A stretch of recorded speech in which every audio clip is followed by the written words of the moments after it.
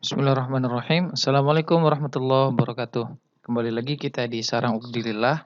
Kali ini kita akan lanjutkan pembahasan soal ya, soal UKM BPD.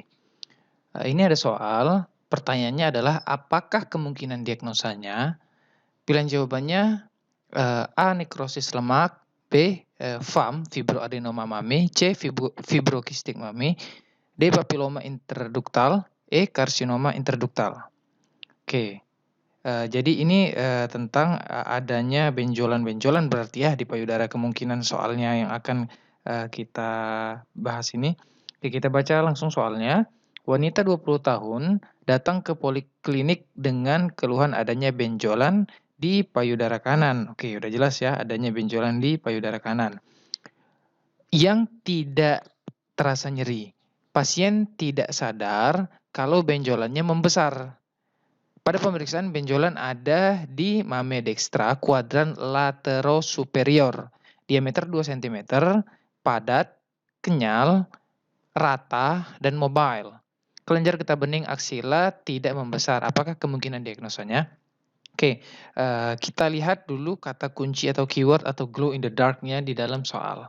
Oke, ini kata kuncinya adalah yang pertama, wanita usianya 20 tahun, artinya masih usia sangat belia ini, masih usia sangat muda. Kemudian, kata kuncinya payudara tidak terasa nyeri.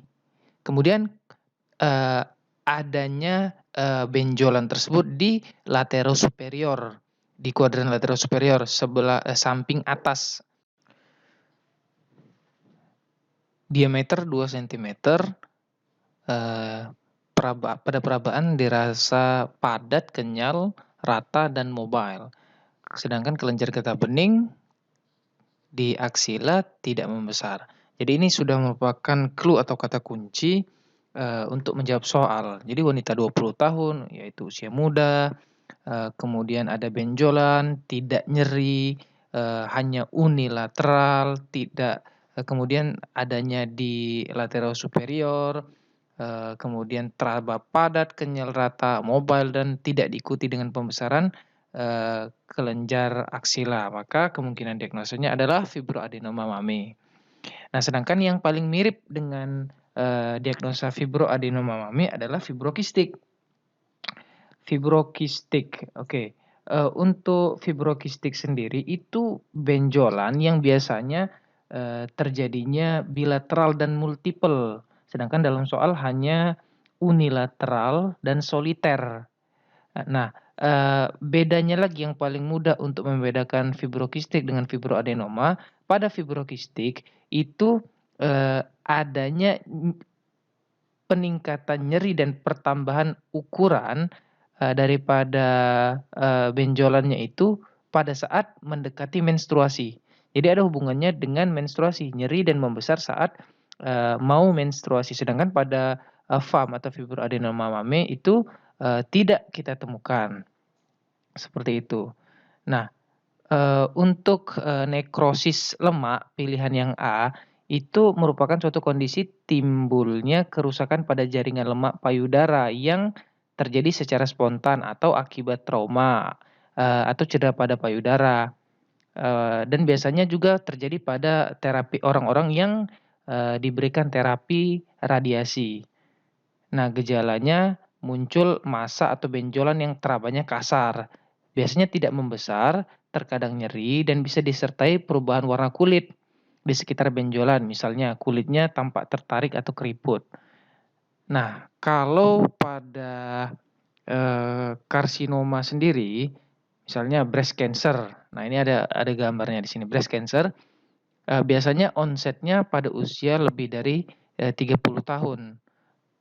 Bisa disertai dengan karsinoma ductus invasif atau karsinoma in situ, nama lainnya Paget disease. Nah, tampilannya jelas kalau di dalam soal adanya pudorance atau adanya tampilan seperti kulit jeruk akibat adanya sumbatan pada kelenjar limf. Jadi di situ juga ada pembesaran kelenjar limf, pada soal tidak ada. Nah, sehingga gara-gara sumbatan itu terjadinya udem sehingga menimbulkan pengkerutan dari payudara, menimbulkan seperti tampilan kulit jeruk.